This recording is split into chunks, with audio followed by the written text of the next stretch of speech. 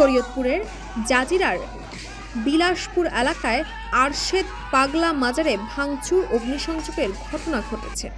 গত 13 সেপ্টেম্বর রোজ শুক্রবার জুমার নামাজের পর স্থানীয় বিভিন্ন মসজিদের কয়েকশো মুসল্লি একযোগে এসে মাজারের সীমানা প্রাচীর, পাকা ভবন সহ বিভিন্ন স্থাপনা ভেঙে গুঁড়িয়ে দিয়ে অগ্নিসংযোগ করেছে।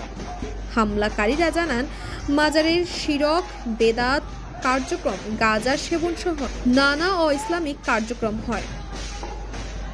আরশেদ পাগলার মাজারে বছরের পর বছর অশ্লীল নাচ গান ও গাঁজার আসর বসত, তাই এলাকার মুসল্লিরা পরামর্শ করেই এই মাজার গুঁড়িয়ে দিয়েছে।